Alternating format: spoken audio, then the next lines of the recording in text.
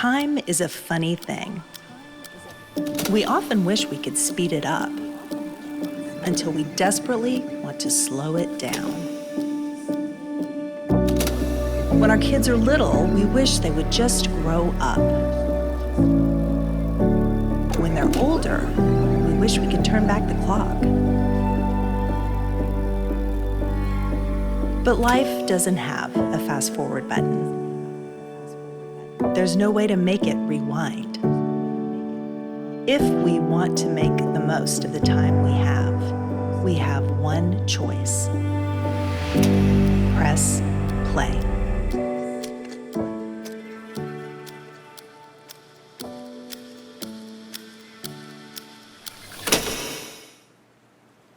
Pressing play. It is what today is all about. And as we get started, I feel like I need to address the elephant in the room, or should I say, the boombox in the room. You guys, I asked for a boombox and they made a boombox. This thing is awesome. And this is just a physical reminder of the concept that we're talking about today, the concept of pressing play, the concept that really there's this tension we all experience, and it's the tension of time. It keeps moving, it never stops, and it feels depleting. And just like that video showed, sometimes we lean in and we press that fast forward button. If I can just fast forward to the end of high school, I can start fresh again. If I can just fast forward to when my kid is potty trained or stops picking their nose, that's mine right now, right? If we can just fast forward, or if we can just rewind. If we can just rewind and go back to that season when we had that friend group, or that season when they were little and they slept on our chest. Time flies.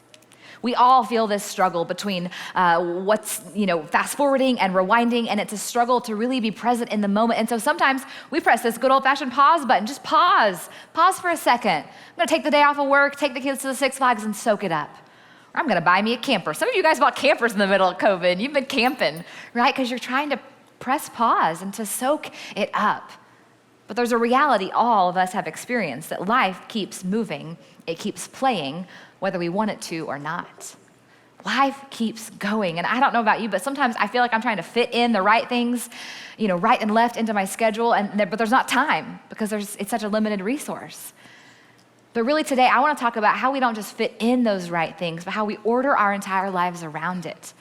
And I think there's really good news here, actually, because it's not about how you get more time, but it's about how you use the time that you do have. And I believe that's actually a Jesus principle, because whenever he sent his disciples off into the world to share the good news, he said, go and do this as you go. As you go. So there's good news and there's hope. And as we talk about Orange today, the power of the family and the power of the church coming together for the sake of the next generation to pass on a sticky, lasting faith. But there's a problem, isn't there? There's a problem because we're all in this tension of time. And it's a problem because we have to choose actively to press play to Orange to be able to be a part of passing on faith to the next generation. And so today, whether you are part of the red and you've got kids in your home, you're actively raising kids, or you're part of the yellow and you're part of our church family, maybe you're a kid or a student, maybe you're a young adult or an empty nester, or honestly, if you are a parent and part of the red, you could also be part of the yellow because you're part of our church body.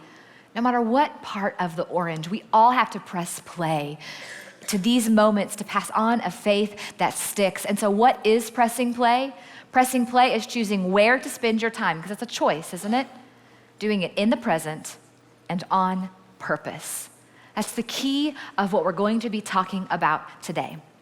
So we're gonna dive into Psalm 90. If you have your physical Bible or if you've got a Bible on your phones, I want you to pull it out. And parents, every moment is a teachable moment, so pull those phones out. Let's pull up the YouVersion Bible app, or you could even just type it in your internet, and Bible Gateway should pull up. Psalm 90, we're gonna read this together. Okay. Lord, you have been our dwelling place throughout all generations. Before the mountains were born, okay, we're going way back, before the mountains were born, or you brought forth the whole world, from everlasting to everlasting, you are God. Okay, pause there for just a second. If you look at time as just a straight line across, and it is everlasting, it is infinite, right? From everlasting to everlasting, he is God. This helps us know that we are but a blip of time on that timeline of continuum. We are late to the party because God was already there, and we're going to be leaving the party early because God will be here afterwards, right? It is in light of him as the eternal God that we are reading this psalm. You turn people back to dust, saying, return to dust, you mortals. 1,000 years in your sight are like a day that has just gone by, or like a watch in the night, which is about 3 months. It is this perspective that we're going to land on verse 12 here in just a second, but it is in light of God's part, that he is eternal and everlasting, and he has plans for your life, and you are a blip of time, but you are here on purpose, that he tells us, teach us to number our days, that we may gain a heart of wisdom and live out of that wisdom. Teach us to number our days. You see, we believe that in order to pressing play means numbering your days on purpose. And there's no other way to press play other than numbering your days on purpose. So as we talk about this concept, I have a question for you guys. How many of you guys have been watching the Olympics lately? Whole lot of hands. I have been watching so much of the Olympics. I've been up too late watching the Olympics. Anyone else up too late watching the Olympics? I've got less sleep these last couple weeks. But I have loved watching it. I actually swam in high school, and so the swimming part is so fun for me to watch. Not that I was anywhere near as good as them, but it is fun to watch. And watching Katie Ledecky or Caleb Dressel, it's a blast. But I've loved watching Michael Phelps be interviewed about his time in the Olympics way back when. And Michael Phelps has actually won 28 Olympic medals. 28. And of the 28, 23 of them are gold. That is ridiculous. 23 gold medals. And when asked how he did it, he said that he wrote down his goal and he put it in front of himself and he looked at it every single day. And whenever he asked why he wrote down his goal and looked at it every day, he said this: not every day do I want to get out of bed. Glad it's not just me. Not every day do I feel great. So I want to see exactly what I'm doing and why I'm putting myself through this. You see, Michael Phelps, he numbered his days. He zoomed ahead and looked at what he wanted to accomplish, and he went back to today and he ordered his life in such a way that he could reach that goal. He changed his diet, his workout, his sleep. He changed everything that he did to reach that goal. He numbered his days on purpose. On purpose. On purpose means we have to be proactive, not reactive. Michael Phelps didn't just, when a friend said, hey, do you want to split a cheese pizza at night? He didn't just react and say, sure. He proactively decided. He pre-decided what mattered to him, and he already knew how he would respond. On purpose is also active. It's not passive. It is an active choice to wake up every day and to choose the things that we know are good for us. It is active. It's not waiting until your alarm goes off and deciding, oh, am I going to get up and go to swim practice for today?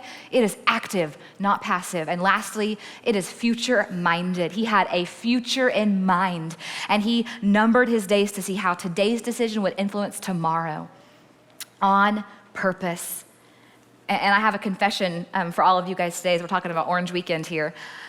I have to admit, I'm a little more reactive and passive as a parent than I wish I was. As I'm preparing this message, I just keep thinking about how I have a 3.5-year-old who's my pride and joy, and I love him. But I've been praying lately that he would just obey. Would you just obey? Would you just listen? Would you just walk faster? We walk like a snail's pace going to the car these days. And as I've been praying for my kid to obey, I was talking with a friend, and she was sharing with me how she always knows what fruit of the Spirit she's praying over her kids in every season. And I felt just a gut nudge in my heart that, my goodness, God doesn't just care about behaving or obedience. He cares about that because it's about who we're becoming and how who we're becoming impacts the people in our lives and how we treat them. God doesn't just care about behavior. He cares about who we're becoming. So as you guys start to apply this, and how am I going to number my days? If I've got 4 years left in high school, how am I going to number my days this school year with my kids? How am I going to number my days at work this year? I want you to think less about what you're doing and more about who you're becoming, because that's how we pass on this Jesus movement, with how Christ changes us from the inside out. So I have 3 questions that you guys can ask as a family. If it's helpful for you, you can take a picture. And these can be some good dinner time discussions tonight, but what do you hope God does in this season?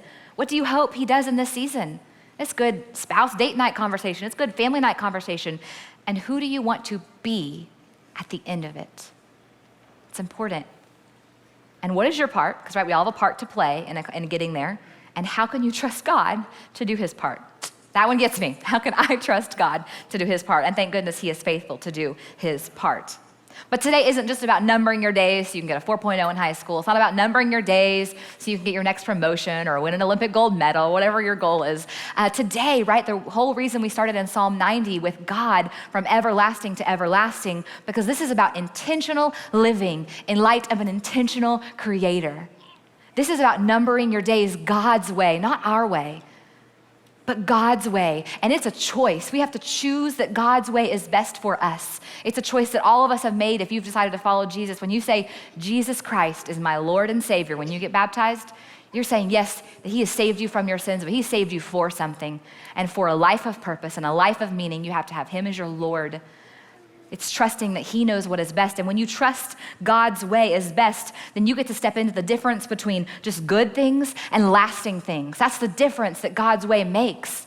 Not just good things, but lasting things, things that will be passed on to the next generation, things that are a part of a movement. And so why does this matter today?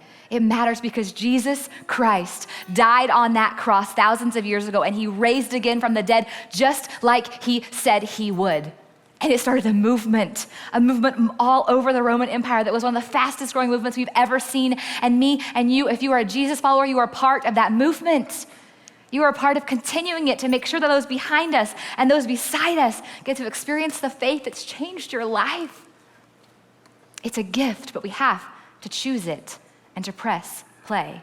Deuteronomy 6 says, "Hear, O Israel, the Lord our God, the Lord, he is one. Love the Lord your God with all your heart, with all your soul, and with all of your strength. These commandments that I give you today are to be upon your hearts." They have to be there first. And then impress them on your children. Talk about them when you sit at home and when you walk along the road, when you lie down, and when you get up. But before you start to think this is a passage just for parents, you see, Moses was speaking kind of towards the end of his time as a leader, and whenever the Israelites were about to go into a new season without him. And so these are some last words. Last words matter. And he wasn't just speaking to parents, he was speaking to the entire Israelite population, all the people who are believers, kind of like we are today. He was talking to you, if you are yellow in the room, that it is how we live out our faith, how we pass it on to those behind us and beside us. It matters. Press play to God's way. Number your days and be a part of passing on a faith that sticks. Yellow, we can do this. And as the red, impress these things on your kids' hearts. Don't outsource your responsibility as a parent to pass on faith. Don't wait until they ask for it. This is your voice and it matters. And you don't have to do it alone because yellow is right there next to you. And students, before you think this is just for adults in the room, kids and students, look up here real quick. Kids and students, this is a call for you too, because you were right there whenever Moses was speaking. Kids and students were right there. You have opportunity to pass on faith to the kids and the students in your classrooms. You have an opportunity to pass on faith in your volleyball practices, in your football games. You have an opportunity to pass on faith to the next generation, to your siblings, to your niece and nephew, to the kid down the street, but you can't pass on what you don't have. Kids and students, nurture your own faith. Find the faith champions in your life. Ask your parents their faith story. Parents, share it. Ask your small group leader their faith story and why they make the decisions they do. You are part of a movement, kids and students. Lean in. And something else that Moses really focuses on here are daily rhythms, right? He was talking about when you sit at home, when you walk along the road. And so that brings me to my third point, is setting rhythms help you press play every day. Because we all need reminders to press play, to lean in, to engage, right? And when I say the word rhythm, some of you guys think of different things. You may think of the song, I've Got Rhythm. You may think of the percussion band, people in your band. You may think of people who don't have rhythm. I don't know. We think of different things. But really, rhythm is just a sequence of actions put together on purpose, right? One note, a music note by itself, isn't rhythm. It's just one note. One sound by itself is just one sound. It's not put together on purpose. So I want us to practice that right now. It's gonna require a little movement. So I'm gonna ask all of you guys to stand up. Frisco, McKinney, online, get up off your couch. We are all standing up and we're gonna practice making some rhythm together. So people, right down the middle, and here you guys are rhythm 1, you're gonna be my stomping crew. Over here, you guys are rhythm 2, you're my clapping crew, and we're gonna make some rhythm. Okay, stomping crew. On the count of 3, I want you to give me one big stomp. 1, 2, 3. All right, so let's go do 2 stomps. 1, 2, 3. Again, 1, 2, 3. Hold tight. Okay, stretch your arms. You got one big clap over here. You think you can do it? One big clap. Okay, 1, 2, 3. 1, 2, 3. For good measure, one more. 1, 2, 3. Good job, hold tight. Okay, we're gonna put this together, okay? Stomping first, then clapping. Ready? Here we go. Okay, are you feeling it? We're gonna sing it. You know we are. We will rock you. All right, good job, you guys. You made some rhythm. Give yourself a hand. Rhythms. They are a sequence of actions put together on purpose, with intention. Rhythms are the difference between just changing our thinking and changing our actions, right? Because we can just talk about how we want to number our days, and we want to be part of a movement that's passing on faith.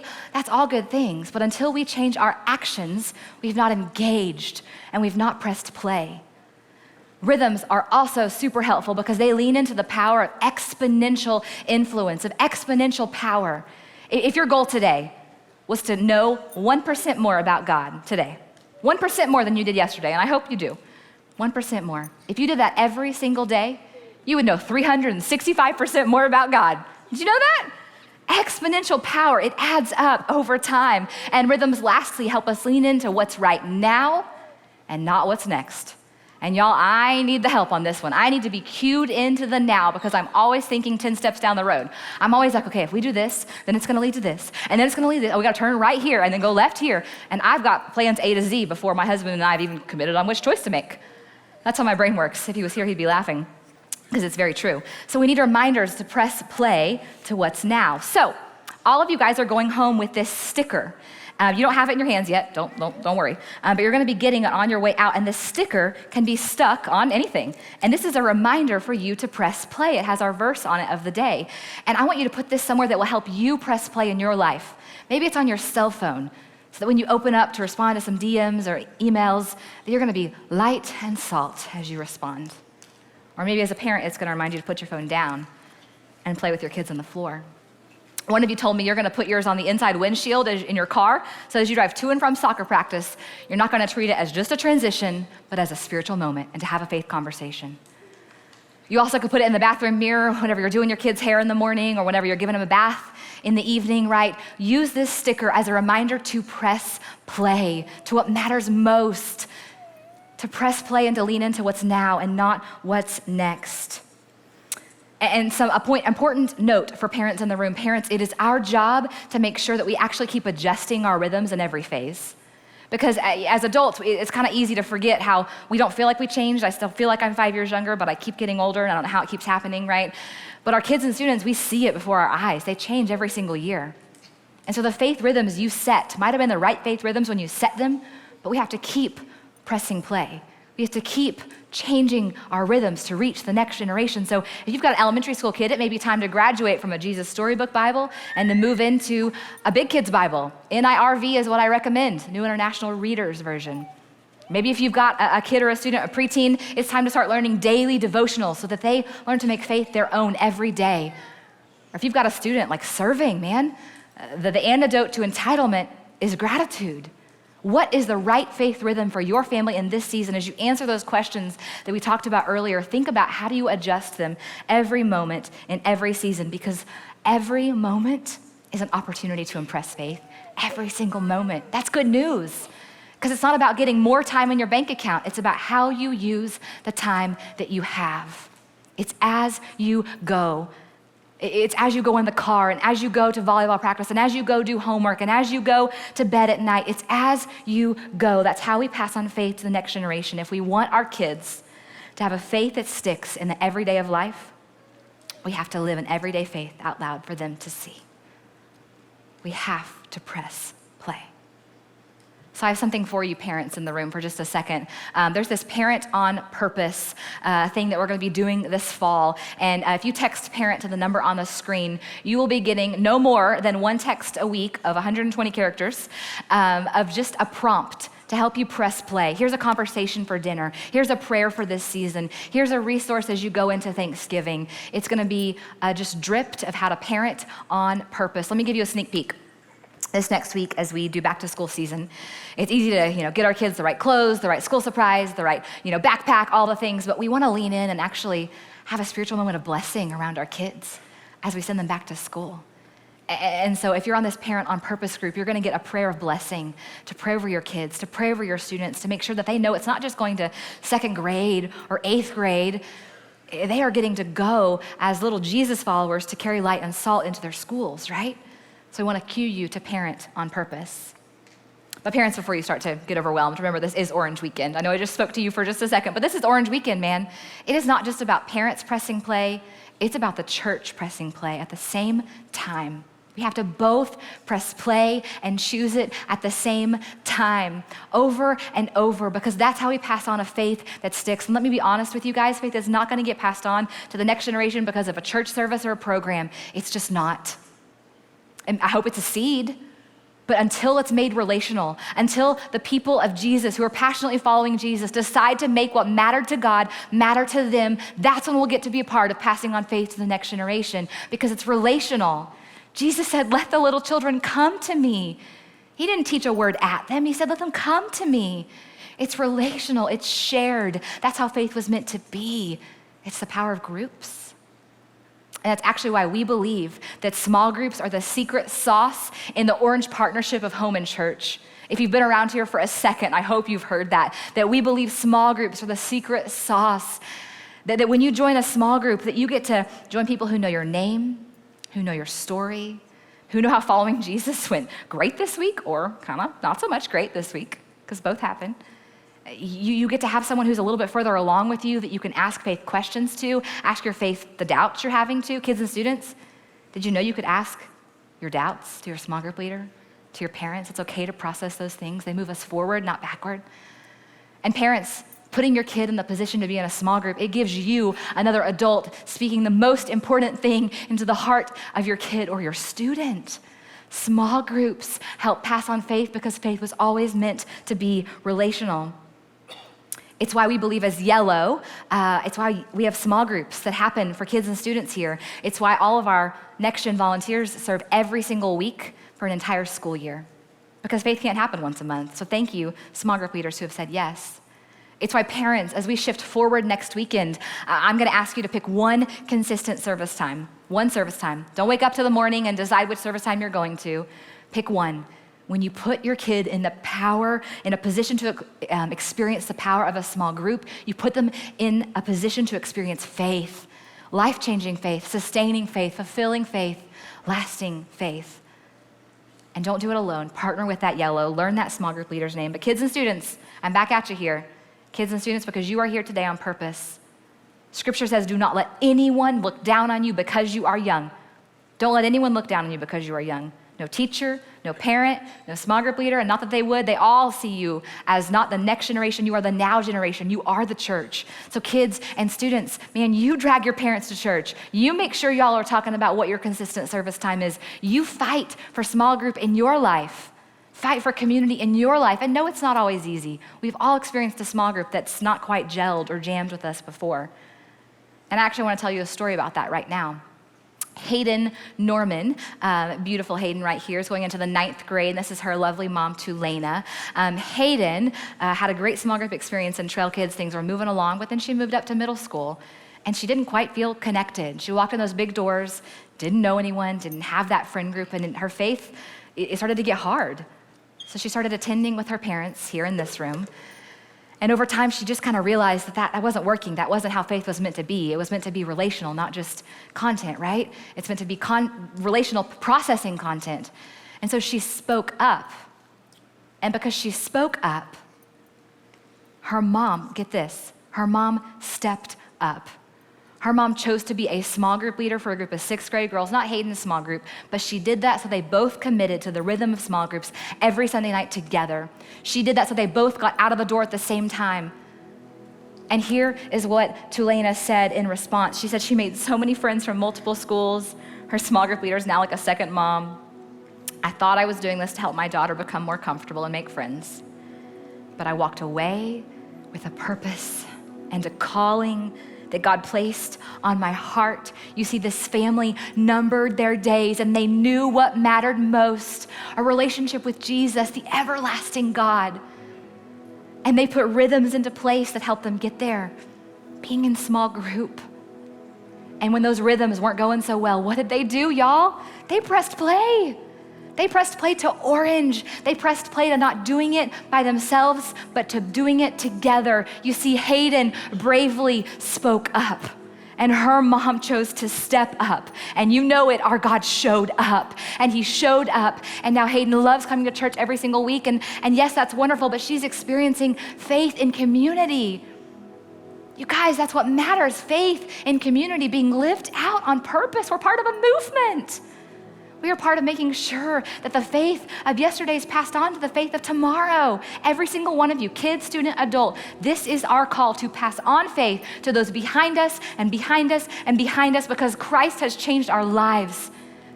And he is still the best good news that we have to share. And so if you follow Jesus, you are both a disciple and a disciple maker. You cannot separate those two. You are a disciple and a disciple maker. Passing on faith to the next generation is not just church staff's job or an organization's job. It is your job. It is my job. It is his job and her job and your job, kids and students. It is all of our jobs to make sure this Jesus movement that has changed our lives gets passed on, and it's an honor and a privilege. And so as the yellow, I want to give you an opportunity to press play to Orange today. There's a number on the screen if you'd like to serve in Next Gen. And before you count me out, just thinking there's needs. Of course there's needs. We're a large church. Next Gen ministry changed my life. Having small group leaders pour faith into me changed the entire trajectory of my life. We get to pass on faith to the next generation. And so for those of you that have maybe been thinking about serving with kids and students, or you've been talking about it, or you've never talked about it, you've never thought about it till right now, but you are feeling that God nudge, I encourage you just to say yes and trust God with the rest. Whenever we choose the right things first and we order our lives around them, he blesses that. He blesses that. So I hope that you'll join us in serving. We have small group roles for kids and students, or hey, if you don't want to serve with kids or students, you just want to serve for them and make sure that faith gets passed on, you can still sign up to serve. There's worship, tech, production, guest services, all these different areas. Or you can simply click, I don't know, and we'll reach out to you. Thank you for those of you that are going to lean in this school year and press play to Orange in your homes, to the kids down the street, to the kid at Christie Elementary, to your niece or nephew, or in the apartment next door to you, or in a small group here in Trail Kids or PTSM. We are leaning in today because it is too important to leave to happenstance. It is too important if we feel like it, if we wake up on time, because this is our faith we're talking about. These are our families we're talking about. These are our kids and our students, and this is our Jesus who has changed our life, and we get to pass it on, not because we have to, but because we get to. We are a church. It is an honor. I have goosebumps right now. We get to be a part of sharing the best good news with those behind us, to pass on a movement of faith. It's an honor and a privilege, and thank you for those of you that are saying yes and pressing play to Orange today.